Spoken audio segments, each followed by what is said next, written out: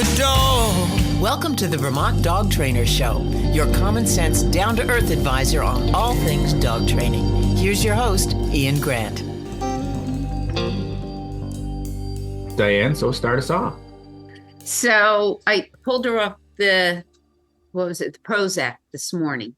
You pulled her off of it? Yeah, because so you are supposed to wean them off of that, not just cold turkey, right? I don't know. Yeah, you got to wean them off of it. Last time I knew, but please double check with your vet. I will. I put a call in like a day and a half ago, and I haven't heard back yet. So okay, all right, but I did pull her off. Okay. The other day, I tried to figure out how to send you this 3-second video, so I'm going to show it to you. Okay. She was outside yesterday in the morning. I don't know what was setting her off, but you can see her literally shaking. Yeah. Oh. Okay. Okay. And it's gotten worse in the past week. So that's when I said, I don't know if the Prozac is like, the medicines, the antidepressants that could cause suicidal tendencies. I feel like she's getting worse. Yeah, so she's more flighty. Yeah, she's just shaking all the time. In fact, yesterday I didn't walk her. Today I was too busy. But so first things first, whenever a dog is like that, any chance you get to take them for a walk. We're going to walk after this, actually, in the dark. Okay. It's the noise up at the school. It was a metal bat again. Yeah. So Diane, I would probably load her in the car and go take her for a walk somewhere else to get her brain off of that. Because that's why I think she was shaking in the back, because you can still hear the band is still up there practicing now in the dark and could be still up there at 9. So she's constantly bombarded with this noise. So I didn't take her up there a lot. I've been walking her to the other end of the neighborhood, but I don't have a problem taking her in the car.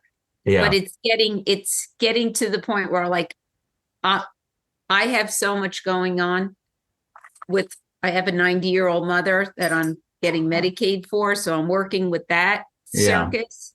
And then I come home and she's this, and I'm like, I can't walk without getting tense now. Yeah. So that's why I stopped yesterday. So I'm going to see what happens with her off of it. Yeah. Talk to your vet though for me, please. I will. In fact, it's 24 hours, so I can call over there again. Perfect.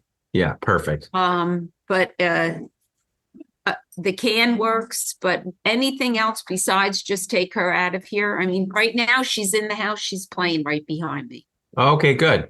So she's not a complete neurotic wreck. So see, the other thing, so is she playing, is your son's dog still with you? Is that who she's playing with? Yeah. As they scurry off.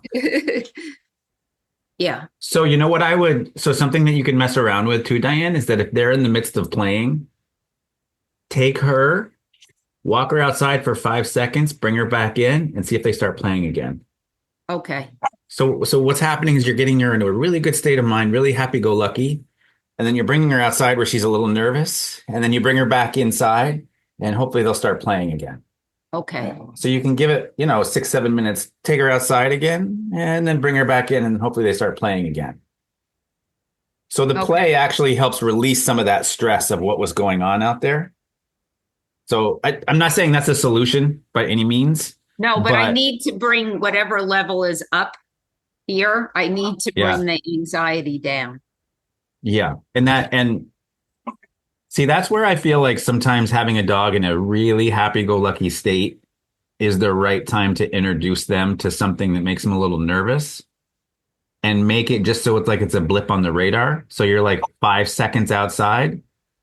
I'm sorry, I can't stop it. I don't know if you hear it behind me. I'm sure you do. No. The playing? Yeah. Yeah. Okay. Yeah. So bring her outside for like 5 seconds and then bring her back in. So it's almost like you're dipping your foot in the pool to make sure it's not too cold, And so we're doing the same with her. We're just putting her outside for 5 seconds with us, right? We're not just leaving her. And then bringing her right back in, cutting her loose, and then see if she'll go back to playing again. Okay. Yeah. All right. That's what I'll try. Okay. All right. right. Yeah. And please let me know when you call the vet, let me know what they say, because I'm very curious as to kind of what the philosophy is these days. Because I mean, as a couple of years ago, that was kind of the case, was you had to slowly wean them off of it. So, Okay. I will call them. We're done, and okay, hopefully they'll cool. get back. Okay. Okay. All right. Thank you. Colleen and Tanner, what's up? Hello, good evening. Hello. How are you? Good. How is everybody here? Good. Good. What week are you guys in? 11. Oh my gosh. I know. Yeah, we were just Wow. reflecting on that just now. Like, that's so wild. So, rules and boundaries. Yeah. So, I think a couple of things. I guess I'll start with one of them that you talk about in the rules and boundaries video. And of course, we're still working on all the same stuff we're always working on with the barking and the windows and the all of that good stuff. Sure. Yep. And I think Danny did really good at the vet last week. She did fantastic. Yeah. It was, Really? it was a different dynamic, one that she wasn't accustomed to. It was a different office, different like space. Okay. And Is this a new vet then for you? no, same vet. Okay. Same vet. But we the tech that works with us for her shots has recently gotten a promotion and now has his own office. Oh. And we did it in his own office for her shots. And it's not conducive in the fashion that she's used to. She's used to having a cabinet door that the peanut butter is slathered on. She loves her peanut butter. Yeah. And she focuses on the peanut butter. I hold her. She gets the shots in her butt, and we're all good. And this time around, different setting, and the peanut butter was on a little tray that was able to move around. And when we've had this sort of interaction before with the shots, she's gotten very guarded and has tried to snip. Okay. When the shots are given, but this time around she didn't. Mm. And amazing. I was really proud of her. Yeah. And not only that, she's been much more well behaved in the lobby.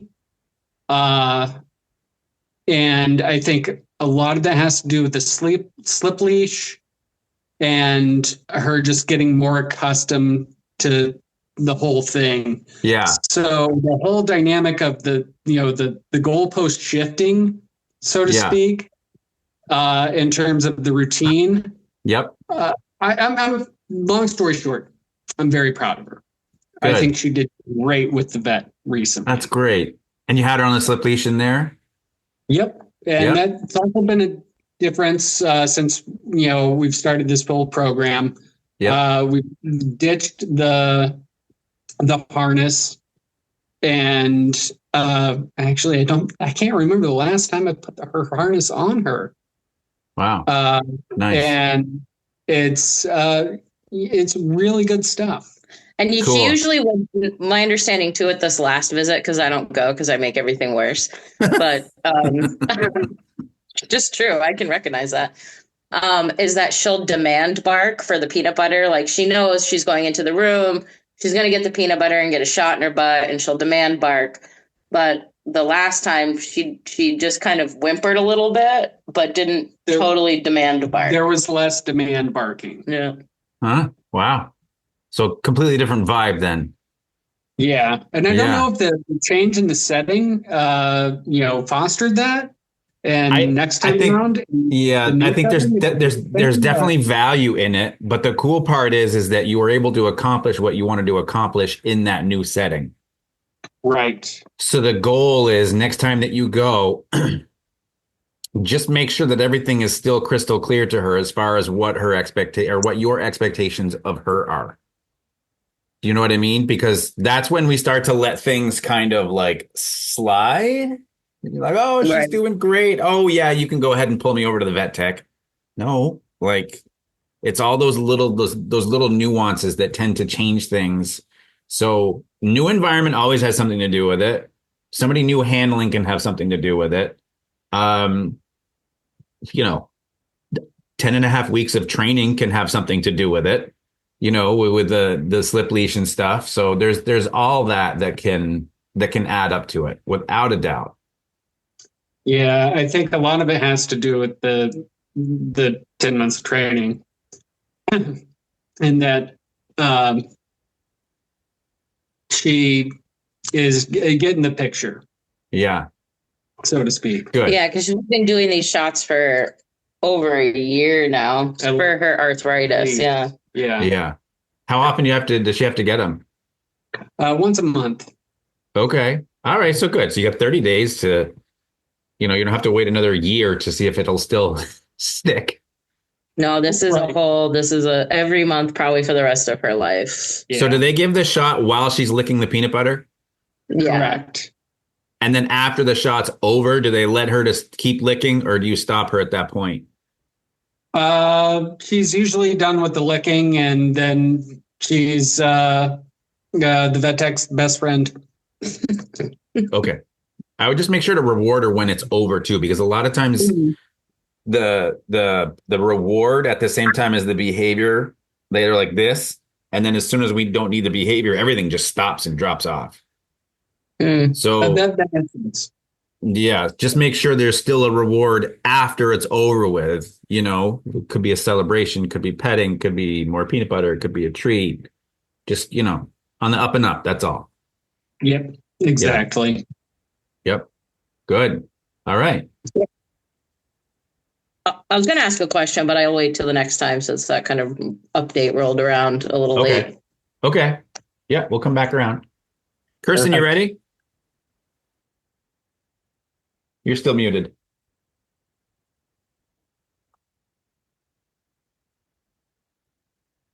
Here. Okay. Hey, hi everyone. Hi. So, yeah, I'm wearing my sunglasses because they're prescription, and my other glasses they're also compatible with the computer. So, anyways, I know it's a bit weird, but so Zora and I have I've been biking with my dog around. I broke my foot a few months ago, and it was really difficult to heal with walking. And because, obviously I was trying to walk her, but it was difficult because I broke my. So I started to bike, and because we live in an area where there's rarely a car that goes by, it's been great. We have a great time. She doesn't continuously run because we slow down. I slow down and she goes slowly. Like she sniffs and we hang out. We bike. I bike. She runs. Then we slow down. It's not constantly running, which I've heard isn't good for dogs. Is that true? That if they are running next to a bike, that it may not be healthy for them a continue going for a long time. Yeah. So there's a couple of different, and so she's how old again, Kirsten? 6. Okay. 6. So she's fine. She's about to be 7. She'll turn 7. Yeah. So age-wise is fine. Do you have her on like a joint supplement of some sort? I give her cod liver oil. I'm not sure if that is considered. I think it's good for the joints, but no, nothing really. Mm-mm. Okay. I would just make sure she's on some sort of a joint supplement for that, because you're more active, or I should say she's more active. Mm-hmm. So it's just good to help that. That's really what it boils down to. So that's the health part of it. So that's number one. Okay. Number two is anytime, like I usually take, not usually, but when I take Fitz for a run while I'm on my bike, I only go fast enough to where he's just prancing. So it's just kind of like this. Mm-hmm, mm-hmm. I don't go fast enough where he's galloping. I don't want that. Okay. And then there's sometimes I slow down to where he's kind of like in like a fast walk. Mhm. The one thing I feel like we have to be careful of is that we're not, and I don't think you are because you haven't mentioned it, is that we're not doing this 3, 4, 5 times a week for like 4 or 5 miles, because No. then we're building stamina. And then that's a bigger problem, especially for us Vermonters going into the winter and we can't bike. And then all of a sudden our dogs have a lot of stamina and they're staring at us like they're tapping their foot on the floor going, okay, what's next? What are we doing?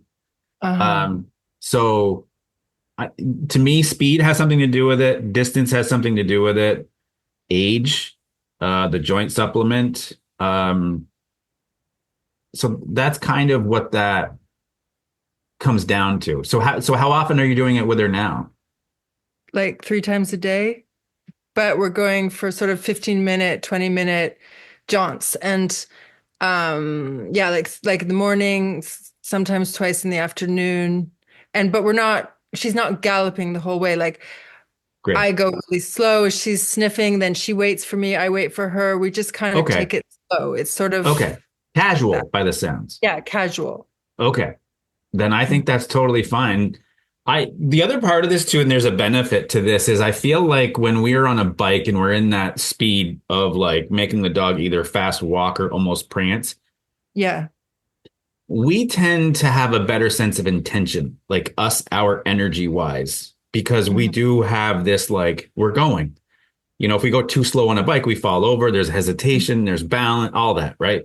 Mhm. And so when we just get going at a nice little clip, I feel like our dogs, it's easier for them to lock in with us and we get into sync. We kind of get into that flow state, if you will. Mhm. Since we're in this educational classroom, there's a big fancy term called pack drive. And so pack drive is what that flow is when we get connected with our dog, where there's no tension on the leash. They're right next to us, or they're next to us on the bike and they're with us. And so when you get a dog into pack drive, typically very little else matters. And so that's the benefit of that too, Kirsten, is that you're getting her into the same state of mind, a healthy state of mind, a beneficial state of mind on a regular basis. And so that's the benefit of, even for us walking our dogs and biking and people doing like the skijoring and cane across and all that kind of stuff. It just puts those dogs into that nice, headspace a lot. Mhm. So it sounds like, you're stopping, you're giving her time to explore and be a dog. Totally. Yeah. I'm sure when you start moving again, she's like, oh, we got to go. Is that what you're getting? Um, yeah, when I start moving again, Yeah. she's exactly like that. She's like, okay, we're going. And Yeah. yeah. Do Mhm. you always say, this is always a fun test. Do you say something to her every time you start to get moving, or do you just silently start to get on your bike and go? Yeah, it can be a playful thing, where Yeah. I talk to her playfully and like, come on, let's go, Yeah. or I just say anything because because I discovered that biking doesn't affect my foot on the bone where it broke. Yeah. I'm doing it so much that it's just sort of a normal thing now, and it's not something that I make much of a big deal about, but we do have a lot of fun doing it as well. It can be really and yeah, like just fun, but other times it's just more like, oh, okay, time for a walk. Let's Yeah. go. And but so yeah. Yeah. I think that's good. So I would just mess around with it. Sometimes be super joyful and call her to you, and you start biking again. And other Mhm. times, just kind of give her like a, come on, let's go. And then another time, don't say anything and mix it all up, make it variable, just because that's just the dog nerd in me that just says, instead of making it exactly the same every single time, I'm fascinated. Like, do you see deer around where you are, Kirsten? Yeah. Yeah. Yeah.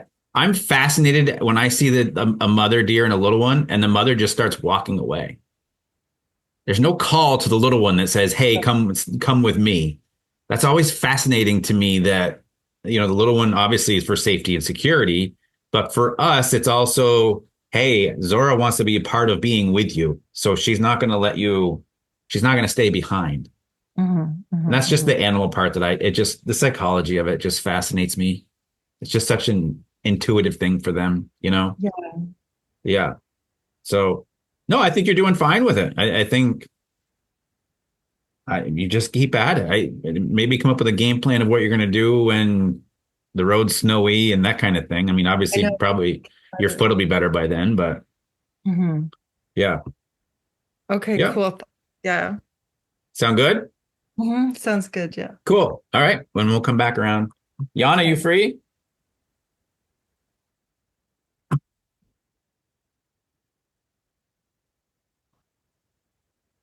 Yana, you there? Yes. There we are. How are you?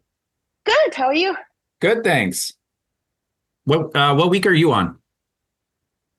Oh, 7. I took it to. I have not quite caught up because I'm.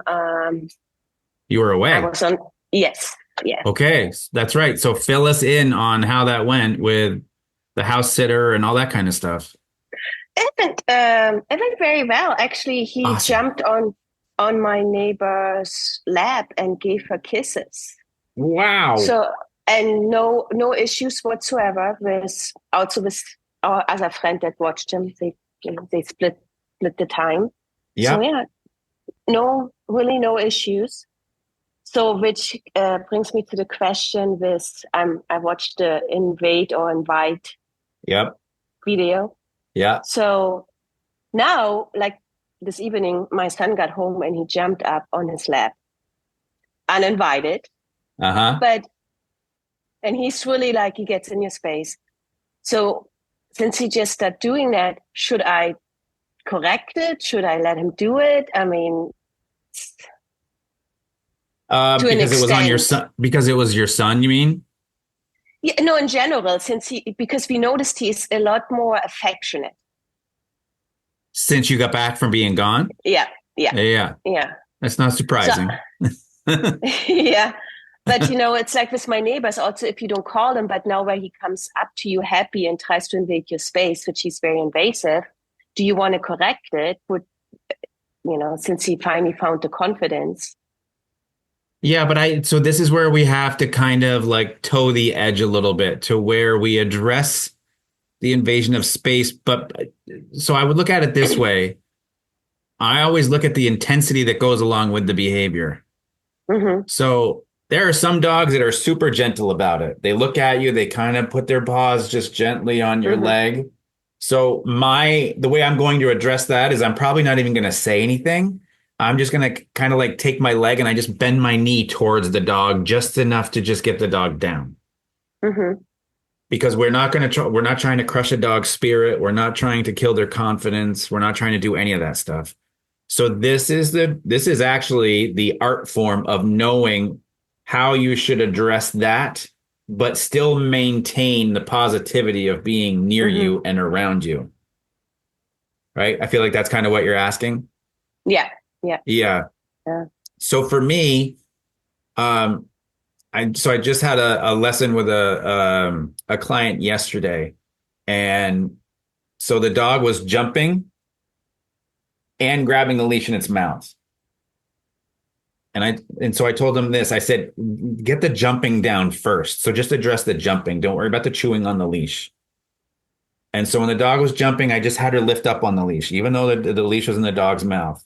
It just was a part of, it was a byproduct, if you will. So once the dog gets down on all fours and we get that taught, then we go on to teaching how not to have the leash in the mouth.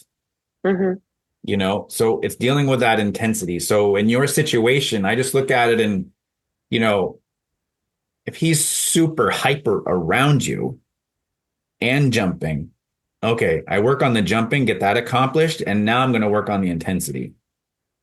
Because it can be very difficult to work on both things at the same time, and not break it down enough, especially because the jumping is the symptom of the excitement. So once you start to get the jumping and get the dog back down onto all fours, now we can start to communicate about the intensity. Okay. Do you feel like does that resonate with you, or do you feel like that's something that you could easily do, or does it sound difficult? no, I was just wondering. I mean, I probably, like, if it's my neighbor and he is finally to the point where he trusts her and is excited and it's okay with her, I probably would let him jump at this point because I'm just glad he's not growling. I don't know. Well, yeah. If it's not, I know, it's, I mean, I don't know. So, but I want you to look at it this way, and I'm not saying this because anybody's doing anything wrong. Mm-hmm.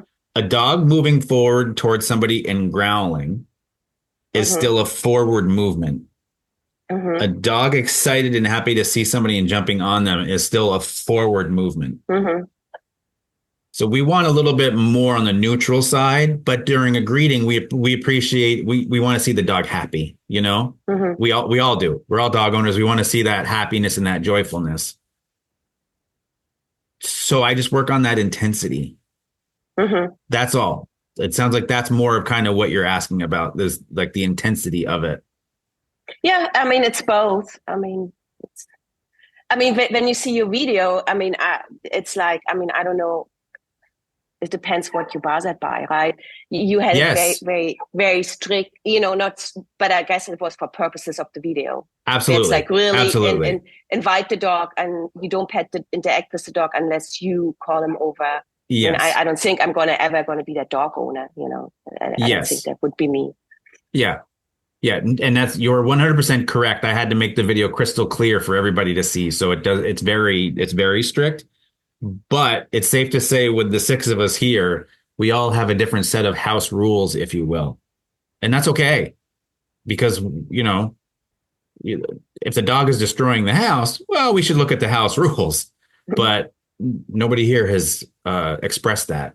And so it's up to us. And as long as your dog isn't breaking the house rules, then so be it. There is a very, very, very successful trainer.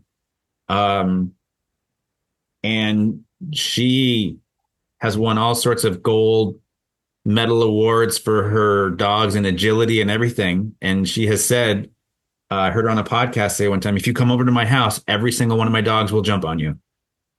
She goes, it doesn't bother me. So I never thought I'd hear that come from a trainer, but it's out there and that's what she does. And it doesn't bother me. She's cool with it. Whatever. So that's the way I look at it. Okay. No, I was just wondering. So I will see how it, since he's a little sensitive. So that was just for. Yeah. If you address it, start on the softer side. That's all. Mm-hmm. And then work your way up because you don't want to come in too hot and kill any confidence. That's all. Okay. Yep. Thank you. You're welcome. All right, Tiffany. Good evening. How are you? I'm fabulous. Thank you. How are you? Good. Good. I have a question based upon the videos that I watched today. Okay. What week are you in? Week 6. Okay. So it was the longer one where you were speaking to a community as a whole. And an interesting comment you had made towards the end about the out command, giving the out command versus before getting consistent behavior versus using the slip lead. So my question is, well, let me paint the picture. I do that. I give the out command. She's great with it. Okay. I want intuitive behavior. So I feel like I've created something and now I need to reverse. What's the word I'm looking for? What is the backlash of doing that? Explain. Go deeper with this because I need to know exactly. Like, give me an example. So Bader and I play tug of war and fetch every day, and she's great about coming back. We've tugged for a little bit sometimes, and when I say out, she drops it, leaves it. We're good. Awesome. But I really want, as described today in other situations, I want her to be much more intuitive. So when you said you were talking about using the slip leash to train the out command versus the command itself, right? The behavior. Yeah. And I was like, how do I reverse what I just did? But so what do you want that's more intuitive from her? not to have to say the out command. That's what I have to tell her every time. Well, yeah. Out. So, because I've trained her that way.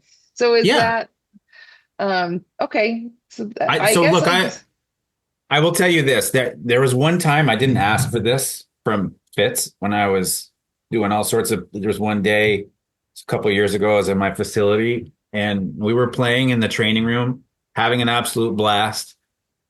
And I don't know what happened, but you're playful with your dog, right? So our energy's up and we're having a great time and this is great. For some reason, I didn't say the out command, but I just stopped, and stood up straight because I was down there pulling and tugging and everything. And I just stood up straight and he spit the ball out. And I was like, wait, I didn't say anything, but my energy changed. And so he had put that together, that my command also went along with my energy, the change in it. Do you see? Yeah. And so when I was impressed with the guy, because I hadn't even given it a second of thought, not even a half a second.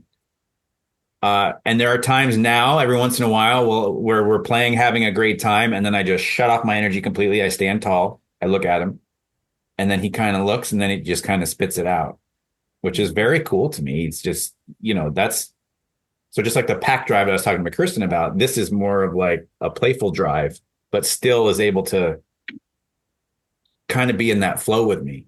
So I don't look at it as like there's ever a reason to get rid of that command. I wouldn't, but I would mess around and make sure that if you want to try it, shift your energy to completely shut off when you say the out command. Okay. Now, I also say the out command when I'm very playful too. So I don't want my dogs to know that they only get it when my energy shifts to turning it off. I also want them to know that if we're playing and having a great time and we're tugging, I can say out and he's going to let it go. So to me, I feel like it's a valuable asset of communication that we can communicate with them at different levels of their play, not just calm. As a dog trainer, I hear that all the time. My dog is great 95% of the time, and usually the other 5% has something to do with some sort of an intensity, and not being able to communicate with our dogs during that intensity. So that's where I find sometimes that we can use play as a form of practice communication during intensity, so that later on, if I need to, I have a better chance at being able to communicate to my dog at that point. Because our dogs can't be chill 100% of the time. It's not fair to ask. It's not who they are. Yep. Excellent response. Thank you. I appreciate it. Sometimes I feel like I know what I'm doing. We're all glad you do. All right, Diane, back to you. Okay. I called the vet. They're going to call you did? me back. Yeah. They said that the lady said you really should keep her on the medicine till you talk to the vet. So that's why I jumped off. I went and she took her medicine. So she's on it. Besides that, it's really just been the nerves that have just gotten to me this week. Yeah. And that's all. That's why I backed off from the walk. I will take her out tonight. Okay. But to get her the walk, because I'm trying to get the noise to die down. And she walked a little bit better past other dogs. Okay, good. That is actually getting better. So is there noise coming from the school or wherever it is next door, like midday? Just the little kids out playing, unless they're out on the fields with sports. But usually there's a grammar school, which at the back of the parking lot is surrounded by the high school fields. They're right there together. Okay. So we get the kids playing out during the day, and then you have the band and the football players. And it started with the metal bat with the little kids. Yeah. I went up to see what it was, and it was little kids playing baseball with the metal bat, like having some kind of game. So she hears, because I didn't know what happened at first. And all of a sudden I have to listen like a dog. And my hearing is not like theirs, to what sound is making her crazy. Because she'll be fine, and all of a sudden she goes crazy. I'm like, what is wrong with you now? Like, what is the problem now? Yeah. Because it seems to be every day she's picking up a new sound. Yeah. No, it was the whistle last week. This week it was the bat, that we knew about. Yeah, she's so sensitive. But I can literally vacuum while she's laying in her dog bed, literally hitting the sides of it. I can power wash, where the other one goes crazy when I vacuum. And somebody else had a power wash next door out the other day, and he went crazy on the leash. So I was like, I'm living with two neurotic dogs. So you were gone. How long have you been back now? About 2.5 weeks. Okay. Yeah, and she was on the Prozac, but she was also on gabapentin. Since I've been back, I've gotten her off the gabapentin, and that's really when I saw everything elevate. And then since I'm not seeing such a big change with the Prozac and gabapentin, I'm like going to take her off, because I don't see much different with her on it versus her off of it. Yeah. Yeah.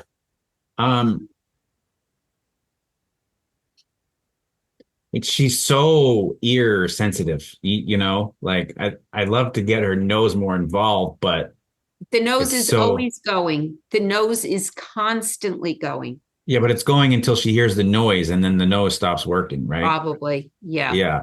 Probably. But the nose is always down and going. Yeah. So if neighbors are out next door, she'll walk out the back door, and she knows they're there just from the smell. And you're still walking her with a harness, right? Because of the spine injury? No, I'm not. I am walking her with a slip leash, because she would try to pull out of that harness, and I would have no control. With the slip leash, I can put it up where I'm supposed to.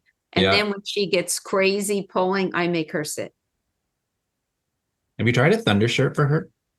Yeah, we have that. I have that. Mm-hmm. And anything? No, that trazodone, everything.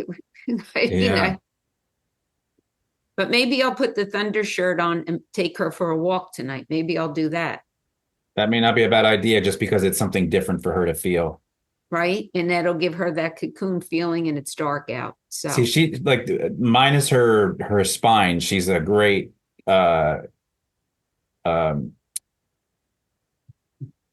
she's the right dog to put a weighted vest on.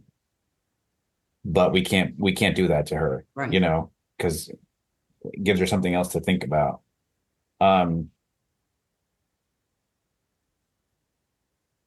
Yeah, let me think on this one too, Diane. But I like, when do you see the vet next? I don't see. They're going to call me. I'm not going to take her in, because there's no reason to take her in. For sure, just a conversation is all you need. Yeah. Yeah. Okay. So are you going to talk to them in the next few days or next week? Is that the plan? I just left the second message saying I called yesterday morning. It is now Thursday night. I need a call back. Yeah. Now. Okay. So they charged me $20,000 for the surgery. I think I deserve a call back. Yeah, I think I'd be on that phone too. Yeah. Okay. Yeah, just message me. Let me know how the conversation went, and then I will. Let's go from there. Right. And then I am done. I have no more questions. Okay. Thank you. All right. Okay. You're welcome. All right. Colleen and Tanner. Oh, I'm sorry, Diane. That's so hard. I was just listening to that. It's just, it's really hard. How long has your dog been on the Prozac? When did I hit the thing again. Sorry. That's all right. I can pin. Oh, there you go. Okay. She hasn't been on it all that long. Before I went in, probably in the beginning of September. Okay. Right when the school started, with all the band and all the noises and football teams, because they have like 3 or 4 fields with football. They have soccer going. They have field hockey. They have a couple bands. So it's so much noise here. So it's just gotten to be too much. Gotcha. All right. Thank you. Yeah. All right. All right. Let us know if we can do anything to help Diane. That's really hard. Yeah. Yeah, I'm trying with all the meds. That's just so hard. Oh my goodness. Yeah, I empathize for sure. So I think the question that we'll ask, I'm going between two of them, but I'm going to go with the chomping. I'm going to go with the chomping behavior. Do you know what I mean when I say chomping?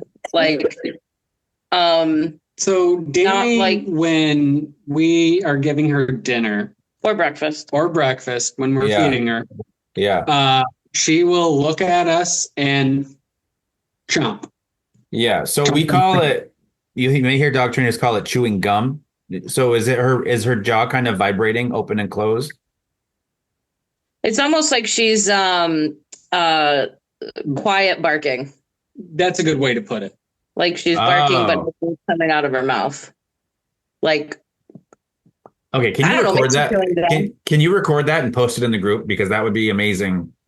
I think we can probably do that. Definitely can. Okay. Yeah, that would be a great like learning video. So it's usually like, so for me in the morning, putting and no, I'm not walking her every morning. I'm sorry. She's not active every morning. It's just, but food goes in the bowl and then she sits, and as I walk toward where her food is, she has to stay there, but she's doing the chomping or the chewing gum or whatever you want to call it. And I've started to just like stop moving toward where her dish goes down, to make, so I'll just pause, like, okay, well, we're not going to do this anymore then. Yeah. And then she'll stop chomping, and I'll sit there for a second, and then I'll take another couple steps, and then she'll chomp, and I'll stop again. Yeah. Until she doesn't chomp, and that's when I'll put the dish down and tell her that she can take it. Yeah. So I don't know if that's a good strategy or if I should, or I mean, regardless, it's just a form of stimulation. Right. So what you're describing and what I'm describing, it might be two different terms, but it's still a level of stimulation. Are you finding that there's a negativity to it? I just don't like it. Personally, I just want her to be chill. But if it's not like a problem and it's not her trying to, I think for me through this program, I'm starting to like be more mindful of when she's trying to be in control of a situation. Yeah. And that's what I don't want her to be doing. Like, I don't want her to think if I chomp at you, you're still going to let me eat my food. It's very demanding. Yeah. Behavior. Okay. So then this is what I want you to do. The food is all ready. And so where you get the food ready compared to where you put it down, how many feet ballpark or how many paces? 3 paces, 4 paces. 6 for me, because he's like much chunkier. All right. So this is what you can do is you can do what you just did, Colleen. So that's just basically like stop signing it. You just stop. You're literally stopping, waiting for the behavior to deteriorate, and then starting up again. When it starts up, you stop again. Correct? That's what you've been doing? Yeah. Yep. Okay. And when you get all the way to where you get ready to put the food down, at that moment, I would go back to where you started and do it again until this becomes fluid. So this is a not first thing in the morning thing, because we all have our places to be and places to go in the morning, and we don't have that kind of time to train our dog. So this is more of a evening day off kind of thing to practice. Okay. So just do your best to make it fluid so that you can decrease it and that there's enough of a pattern for her to understand. Did you get her something? We have to stop sign so she understands that by making that chomping thing, it actually stops you from giving her the food. You see? So should we do it should we be feeding her exactly the same way? Because I think we feed maybe in different locations. I mean, I'm just asking for consistency. Should we be in the same position? That's a very good question. What's funny? It's funny you asked that. I was sitting down with a couple one time and we were having this conversation. And the husband was like, this is what I do, right? Or no, he goes, this is what we do. And he goes through this whole spiel about how he puts the food down. And his wife looks right at him and she goes, you do what? I mean, they were completely on opposite sides of the track when it came down. She's like, that's not what I do. And then so it's good to have these conversations so that we can create some consistency, you know?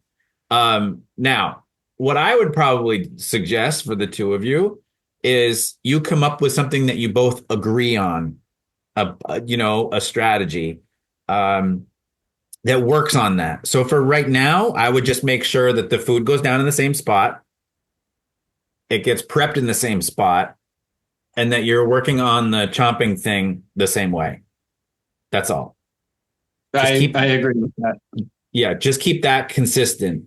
What you guys agree on as far as where the food's prepped and where you put it down, totally up to you. I'm the middle guy that the stop signing it, that does need to happen if you want to get rid of that. Do you think it's like worth working on to get rid of? Well, that's what I mean. If you post a video of it, I mean, is she eating fast? She's always eaten pretty fast. She's gotten a lot better since we've gotten her, but I think she spent so much time in a shelter with she was just like. So just do me a favor then. Let's just kind of like, it's going to sound like a weird term, but let's just burn a meal, meaning show me what the norm is at this point and not worry about trying to do any training. I don't need to see you prep the food. I just want to see her, and I don't need to even see the person carrying the food. I just want to see her behavior as you're walking with the food. And when you put it down, and give me 10 seconds, her first 10 seconds of eating. That's it. Okay. And then I will totally tell you if this is worth it, if you want to literally bark up this tree or not. But I will say this, though. Sometimes starting out with a very simple behavior to fix can give you the confidence to go, hey, I did that. What's the next thing that I can straighten out a little bit? I guess for me, like, I think, in thinking back and what we've kind of been learning is that she just has a lot of freedom. And I feel like we need to really rein that in. Yeah. But I'll definitely do a video. Yeah. Yeah. And then I'll be able to completely tell at that point, you're good, you're not good, super intense. Don't worry about it. You're good. Whatever. We'll figure it out. Yeah. Yeah. I know. Yeah. You might think she's telling me what to do. Yeah. I'm so interested in seeing it now. Yeah. Yeah. I want to see it. Yeah. I'll do it tomorrow morning. There you go. Perfect. All right. Good. All right. Kirsten, back to you.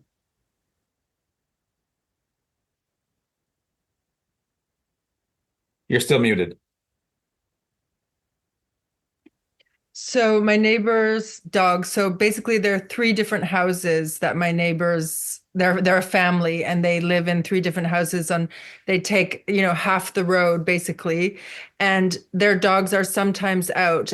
I told you when I first got Zora in May, she was attacked. We walked by their house and 3 of the dogs in one of their houses. So they're like a family, adult children and houses pretty close together. But so the dogs move around because I think that the guy it's his dogs.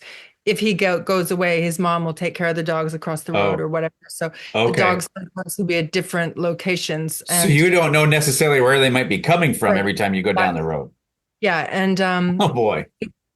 We walk a lot. Well, we've gone a lot that way and not encountered them at all. Actually only encountered them twice since that happened in May, since the thing, because they're rarely out. And but these 2 times that we did encounter, they ran at her and tried to attack her. Now the first time I got in between them and they didn't get to her. The second time it was completely out of the blue. I didn't expect. They were with the car. So the mom's car, she was driving and they were following her from down the road. And suddenly, and Zora was behind me. I was on my bike. Suddenly, I didn't know what was going. I turned around, and there was the car and the dogs running at Zora. And I think that this time they might have bit her again, but it's a very small, I can't tell. Anyways, there's like a little bit of a scab on the side. Anyways, like I'm just trying to figure out, what should I do? Should I just stop going that way? Because so this just happened recently, Kirsten? Yeah. Yeah. This just happened a couple days ago. Oh boy. And Honestly, so what's the relationship? Do you speak to them? Do you not speak to them? I texted her, and I sent this really long text saying I'd really like to work on this. If I can't remember what I said, but just trying to be like, you're trying to be a good neighbor. Yeah, and she basically ignored me. She did not respond. So I'm not sure. I think that because I know that it's her son's dog, but she was with the dog that day. I'm pretty sure that if I asked him, he would say yes, he would work with, but I wouldn't know what to do, because plus these guys, like, I don't think they're not the play date. Let's have a play date with our dogs type of. And do you ever see him take the dogs for a walk or anything like that? No. Yeah. So honestly, Kristen, I don't think you'd get anywhere. I think you did the right thing. I think you did more than the right thing. Should I just stop going that way? Am I just being ridiculous to even be going that way? Because the thing is that I like exploring and walking, going everywhere, and I don't want to be, restricted by. But no. But at the same time, like, I obviously want to advocate for her and not, like, put her in harm's way. So. And nor do you want to start any drama either, right? Like, you don't want to create that neighbor stuff. And the issue is, if you stop going in that direction, then all this, now your bubble gets smaller as far as where you can go. Yeah. And that doesn't ever lead down a good path, I will tell you. For people to have reactive dogs and can't walk, and then it's like, I can only go during this time on this day in this direction.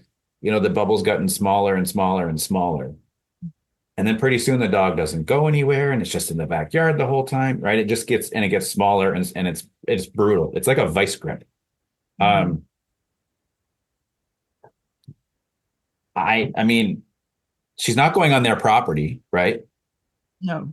And you aren't either. You're just going down the road by their house, correct? Yeah. This may not be popular, but I feel like you have to advocate for her. I would probably bring some bear spray with me, a little can of it.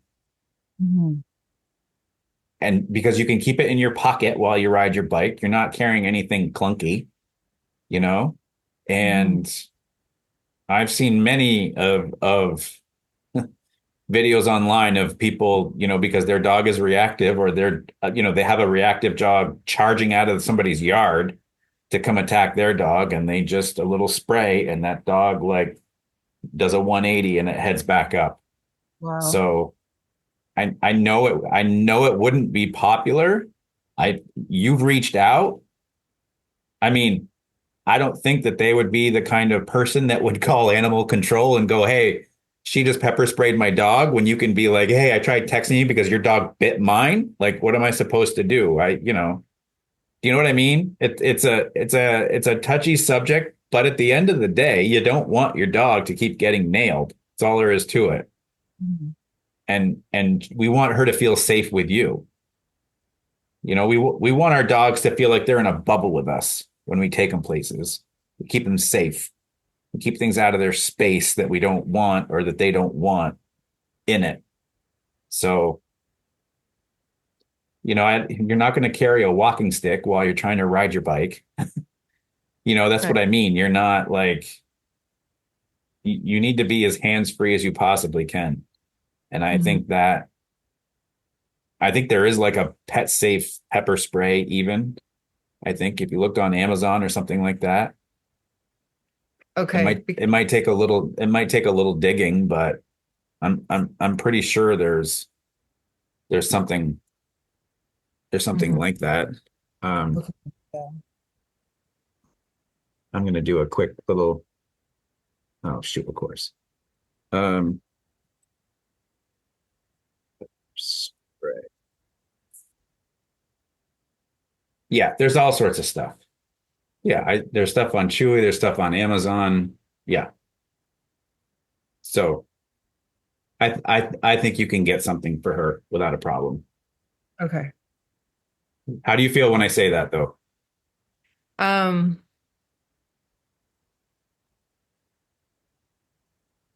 yeah, I mean, That's a lot of hesitation.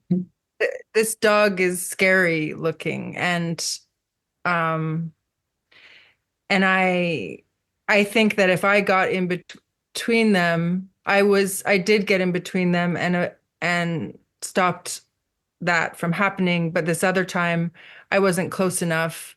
Yeah. So it just tells me that I need to be like really close to her. I just wasn't expecting them at that time at all, and Yeah. um but if I had the spray, it wouldn't have worked anyways because I was too far away at that time. But I wouldn't need to use it necessarily because I know that I could get in between. Like, it's just, yeah. So okay, so what Sorry. I would work on then is this: So is what, that basically when what I wanted. Sorry. Go ahead. sorry. So what I would work on is that when you go by their house, you're closer Mm-hmm. to you on. She's closer Yeah. to you on the bike. Yeah. When cars are coming, you can hear cars, right? Get Right. closer to you on the bike.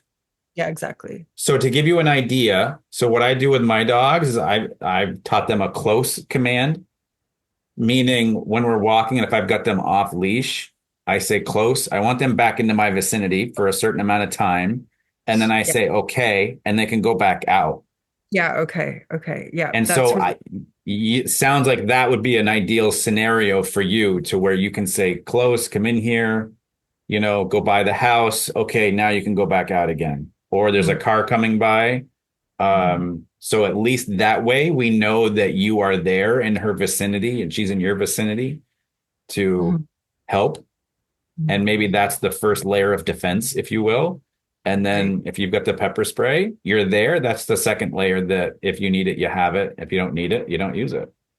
Right. So thank you, because a friend of mine said, you just can't go there, Kirsten. Just stop going down there.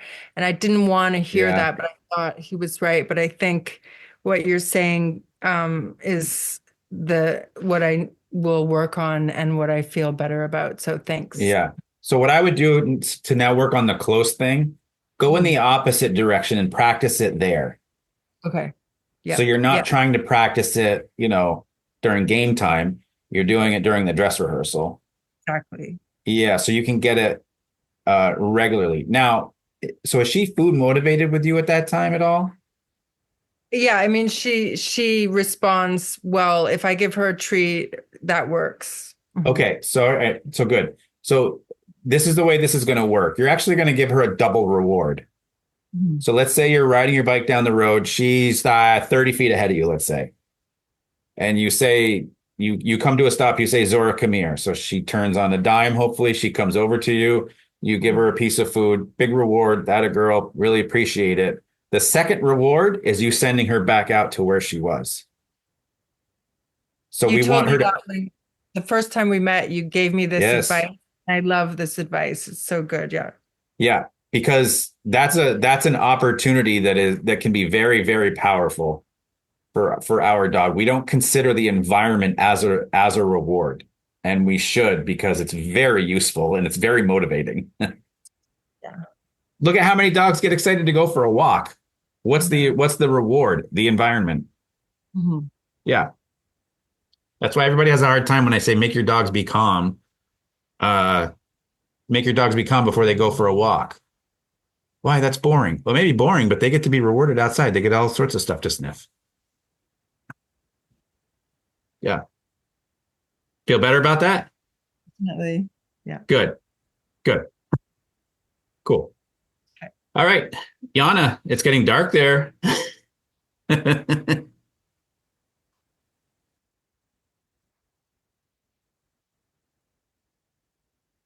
Oh, did she freeze?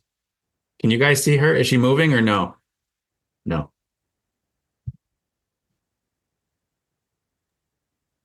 Yes, it's getting dark. Yeah. Sorry.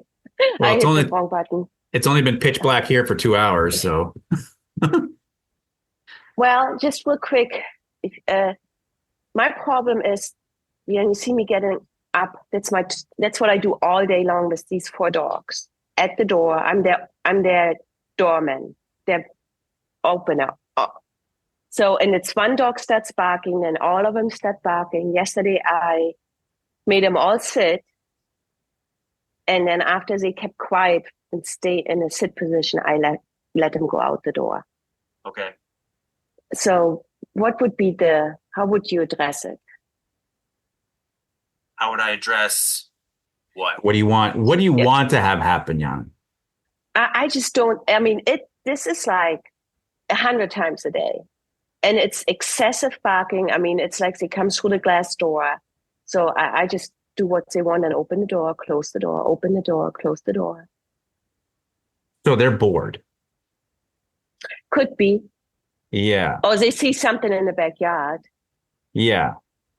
And so typically when I will tell you, Fitz, definitely when he was younger, and that's what really keyed me in on understanding he's a little bit different level of energy than Gemma and May, is that he just didn't seem to settle as easily. So it was always like, I think I want to go outside. You go outside for a little while. He's like, I think I want to come inside. I'm going to come inside. And so, I grew up with 2 dogs, and my mom always just used to say that the dog is always on the wrong side of the door, right? Because he always wanted to go out or always wanted to come in, but always on the wrong side. But first things first, I think draining their energy, or whoever is the culprit, because I'm sure there's 1 or 2 in the whole bunch that are maybe a little bit more energy. And I think it's looking at it and draining their energy first, because a lot of times when dogs are pent up, they can actually get more sensitive to noise because they're antsy. They're not as restful when they've had that energy drained. And so if we also drain the energy with nothing but pure excitement, like just letting the 4 of them play, or, letting them in and out, that's what I mean. It's like, that's just pure excitement. There's nothing. We're not doing anything with them, then that's just quick bursts. There's not like, it's not like a long walk, It's like, I'm in the same position like Kirsten. First of all, it was too hot. So, but then I'm in the same position like Kirsten. We have like some bozos let their dogs run loose. And, I have this new dog. It's just, I cannot take the risk. Yeah. And we have a leash law. I mean, I would not have a problem if someone attacks my dog. I would call animal control. I'm sorry. It's just not. Yeah. I mean, I'm that person. I mean, I feel bad for it, but my dogs are, it's a law. You have to keep these dogs on a leash or fenced in. And if it becomes a habit, I mean, every dog gets out, but it's just so annoying. So I cannot take my dogs walking because I just cannot take the risk. Just because there's too much of a gauntlet of dogs that could be off leash coming at you guys. Yes, and the traffic, we don't have sidewalks, and I cannot take them off or to the park. It's too difficult to handle. And then I have the car issue on top of it. As this dog has lots of issues. I mean, I have 4 dogs. Yeah, you have a lot going on. So, so I know, I understand the draining. So, yeah, but you have a big yard, right? Yeah, and they play outside in the morning for 2 hours, so they should be tired. Yeah, but that's recess. There's some kids. I was one of them. I'm more exhausted coming out of a 30-minute math class than an hour and a half out on the playground. Because number 1, I didn't understand it. Number 2, it was boring to me. And number 3, I'm always looking at the clock. How do I get out of here? But I'm still trying to learn, so it's exhausting. I need to take this week. I'm going to take a video. I take a few videos. Yeah, please. And I'm going to send it. Because right now he's tried to open the door again. And that's another annoying issue. You have to lock the whole house constantly. Yeah. So, so you're almost becoming a prisoner in your own house. Yeah, you cannot get in or you cannot get out. Yeah. So for me, I would look at possibly using your yard as a place to walk the perimeter. Mm-hmm. Well, I do it in the front. Yeah. Do you have a treadmill? No, I don't. Okay. That's another way to drain some energy too, is put the dog on the treadmill. So, yeah. I would also consider a backpack for him. Yeah, we talked about it. I need to get that. Get that. So not to wear all day, every day, but a few times a week, put that on him while you do some leash, some handling stuff out in the yard. I wanted to know from Colleen, what kind of arthritis medications does a dog get the shot?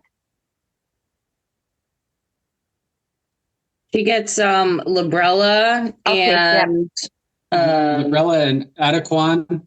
Yep. Okay. Yep. Okay. So the hip lubricants, she's on the Adequan. She takes the glucosamine supplements, and she never dealt with doggy ibuprofen. So carprofen. Mm-hmm. Yeah. That one. Yeah. So we put her on Librela for the injection. Yeah, my dog just started it, and it's amazing. My other dog was on Adequan and carprofen. It's amazing, actually. Yeah, it's pretty. It's fairly new, and it's pretty awesome. Oh, I'm glad that your dog is working well with it too. Yeah, that's very great. happy about that. Yeah, I was just wondering. Sometimes there's new medication you don't know about, so I just found out about that one. So yeah, I don't think it's been around that only maybe a year. So a year it was approved. Yeah. We just started it, so it's great for us. Yeah. What kind of dog is taking it that you? The border collie mix. Okay. Oh, very good. Yeah. Yeah, take some videos, Yana, of what you want, what's going on, so I can see it. Okay, thank you. This sounds like a video week. Everybody's kind of almost like the page should be full of videos. Okay, I'm doing yeah. It's in the videos. It's usually very helpful because you do really comment. Yeah. Yeah. Makes it easy. Thank you so much for the info. You're welcome. You're very welcome. I'll see you all next week. Okay. Bye. Diane, do you have anything? You're good? Okay. Colleen and Tanner, you have anything? You're good. Kirsten, do you have anything else? And you're still muted. Is there time? Is it okay if I say something? Yeah, we can do one more for sure. Okay, I was just wondering, for the biking, I'm concerned about taking her on a leash if we need to be on a leash times. If I decide to do the biking in a more urban area, then I would have to have, her. And I did try a retractable leash, just trying it on the road, just to see how it was, and it was good. So, would you say that using a retractable leash with a harness would be a good idea on the bike? That's a scary combination for me. Oh, really? Okay. Yeah. I have to think this through here. Okay. Well, where is she? Let me ask you this question, because I this is always like my parameters. Sometimes when you ask a question, I have to ask 5 more in order to give you an answer. Right. So where is she in relationship to you in that environment? Where is she? Close to me. Like right next to the bike? She can't right next to each other unless I go up ahead and she's, but if we're going down the road, sometimes she's right there beside me. We definitely can be right beside each other, but it varies because I haven't done it that way, Kristen, so I'm not sure. You do with Fitz. Do you go on a bike with him? I do, but I don't use a retractable on the bike. Would you use a leash at all? I probably would, and a harness, because at that speed, I don't want anything around his neck if I have to stop fast, or if he stops fast or whatever. I don't want to create anything. But I will say this, typically in those types of situations, what I've done with him in the past is I've actually hooked his leash to my belt, because our bodies tend to give a little bit more rather than him being hooked to the bike, or it could be yanked out from underneath you, or trying to hold on to it while we're holding on to the handlebar, which is a whole mess at the same time too. So I try to look at like the lesser of all the evils here. Yeah. I would honestly try it. I would just go up and down your road by your driveway just a little bit and kind of find, and go slowly. But if she's staying right next to you, but see, with when they were retractable, it's bulkier and you have to, so you're going to be biking one-handed basically. I mean, I managed to put it on the handlebar. It sort of rested. See, that scares me. But it was locked. It wasn't. I know, but if she stops quick, right, that's going to yank the handlebar completely sideways on you, and you're going for a ride. Okay, yeah, not right. Good. Okay, then I'll practice like with the belt idea, putting it on my belt loop. Yeah, and I just would want maybe a 7 foot or 6 foot of distance with the leash, not usually 6 foot.